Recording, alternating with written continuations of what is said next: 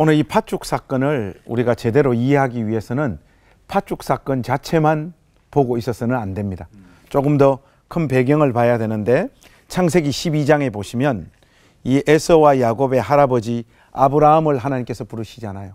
그러면서 이 아브라함에게 하나님께서 해주신 약속이 있습니다. 천하 만민이 내 씨로 말미암아 복을 얻게 될 거다.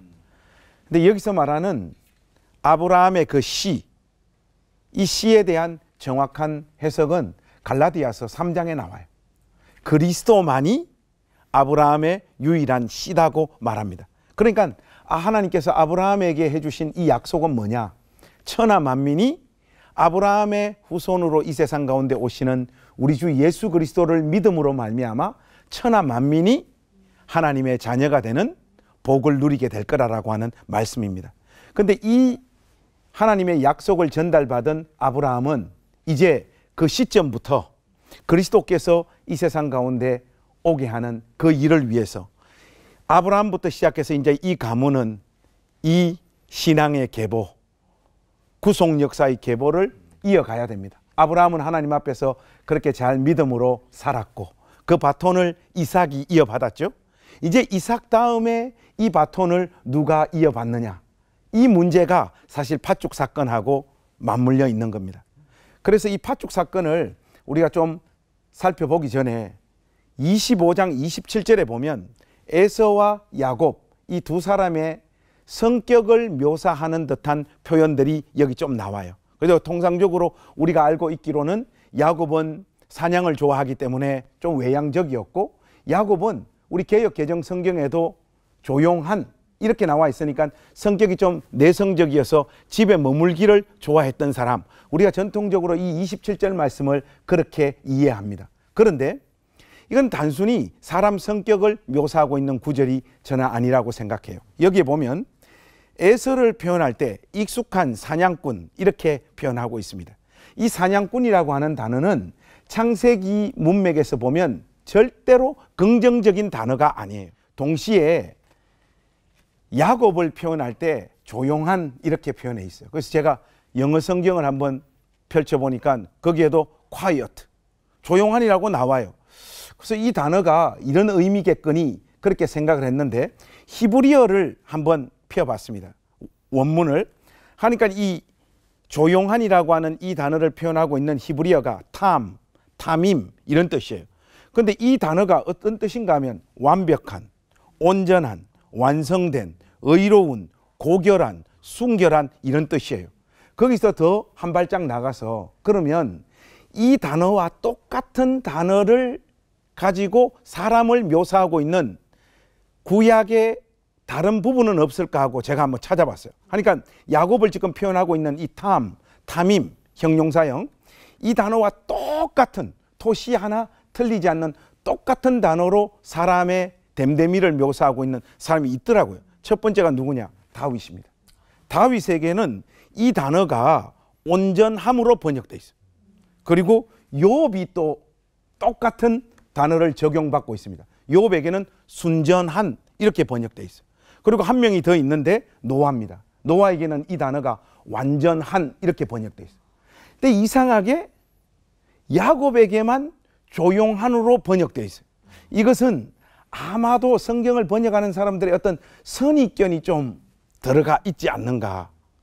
왜 다른 사람에게는 온전한, 순전한, 완전함으로 번역한 단어를 야곱에게만 이 단어로 적용하고 있을까? 이 부분을 우리가 좀 더 관심을 가지고 살펴봐야 되는데, 자, 이제 팥죽 사건을 살피면서 이 부분을 한번 정리해 봅시다.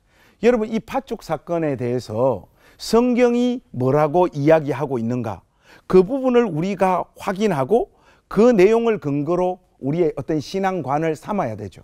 우리의 어떤 가지고 있는 문화나 선입견을 가지고 이 팥죽 사건을 이해하면 안 됩니다. 마치 야곱이 형을 속여서 이 장자권을 강탈한 것처럼 성경은 뭐라고 이야기하는가 하면 창세기 자체 본문 안에서는 에서가 장자의 명분을 가볍게 여김이었더라 그렇게 말하고 있고, 신약 성경으로 가보니까 히브리서 12장에 음행하는 자와 병행입니다. 음행하는 자와 혹 한 그릇 음식을 위하여 장자의 명분을 판 에서와 같이 망령된 자가 없도록 하라. 성경은 이 팥죽 사건을 근거로 야곱의 태도를 비판하고 있는 구절이 단 하나도 없다라는 것.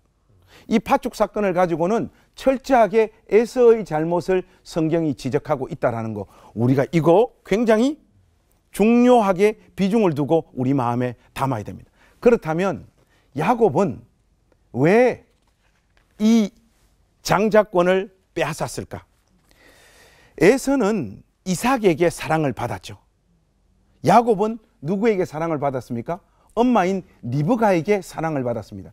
에서가 이삭에게 사랑을 받은 이유는 사냥한 고기를 이삭이 좋아했기 때문이에요.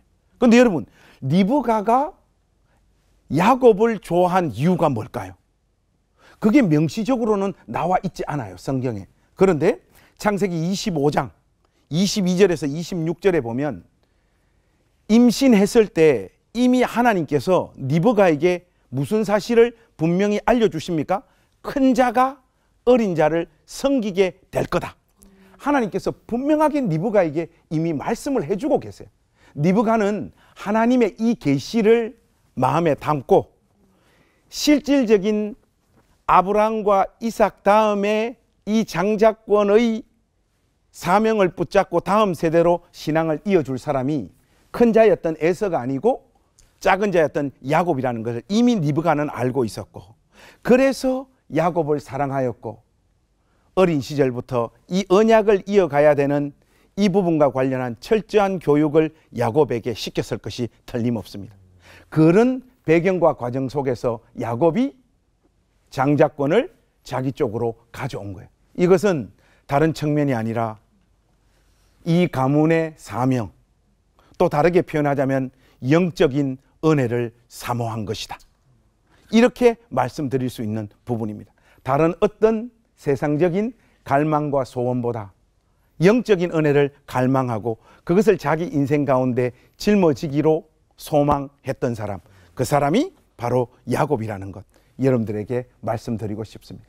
그리고 우리 역시 그 걸음으로 야곱이 걸어갔던 그 길 함께 따라갔으면 좋겠습니다.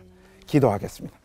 하나님, 이 세상 가운데 살면서 우리의 욕망, 우리의 소원, 우리의 갈망이 어떤 내용들로 채워져 있는지 우리 자신들의 삶을 한번 뒤돌아보게 하시고 진실로 하나님과 관련되어진 영적인 은혜를 사모하고 그것을 우리 삶에 현실화시키는 그런 신자로 단 한순간이라도 살 수 있도록 우리를 붙잡아 주시고 인도하여 주시옵소서.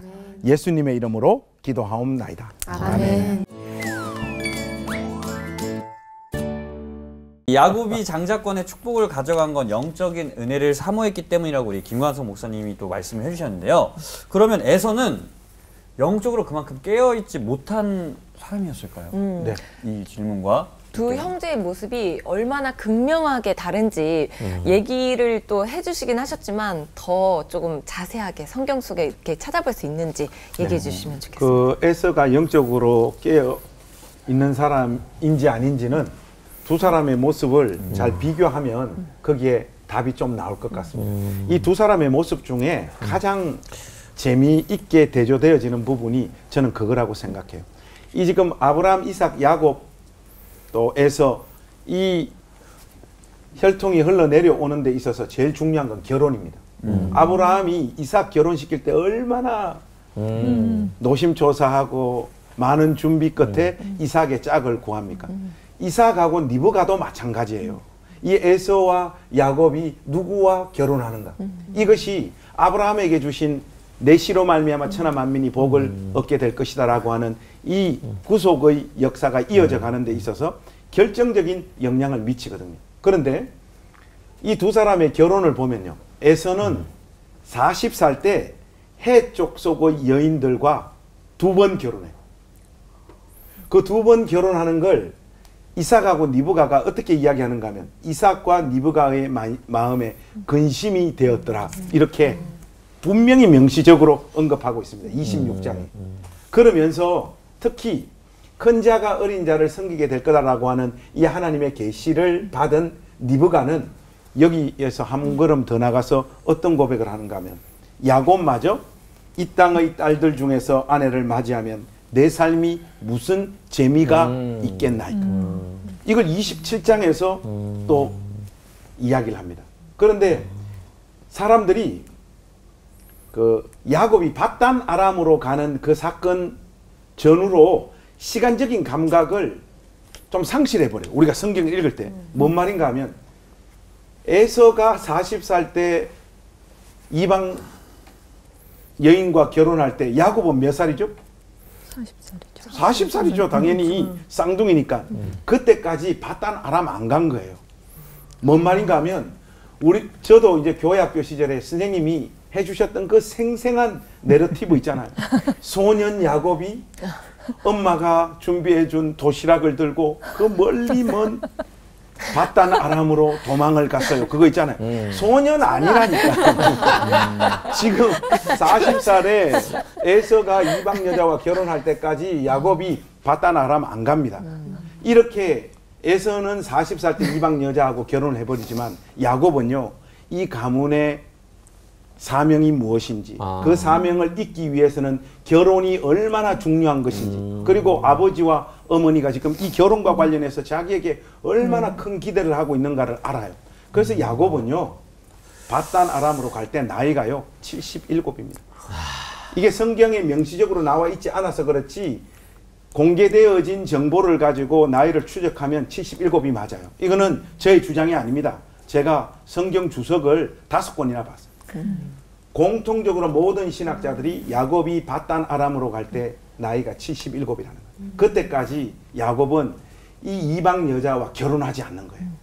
이 가문의 장자권, 대단하다. 대를 이어가는 영적인 계보를 이어가야 된다고 하는 그 마음의 갈망을 가지고 야곱이 밧단 아람으로 가잖아요. 이 불타는 중심으로 야곱이 밧단 아람으로 갈 때 광야에서 돌베베게 베고 잘 때에 하나님께서 어떤 환상을 보여주십니까? 사닥다리로 천사들이 오르락 내리락 하는 이 환상을 보여주잖아요. 여러분, 그때 하늘과 땅을 이어주는 이 사닥다리가 뭐예요? 여기에 대한 답은요, 요한복음에 나와 있어요. 요한복음 1장 51절에 보면 인자의 머리 위로 하나님의 사자들이 오르락 내리락 하리라. 영어 성경으로 보더라도 단어가 똑같아요. ascending, descending 똑같습니다.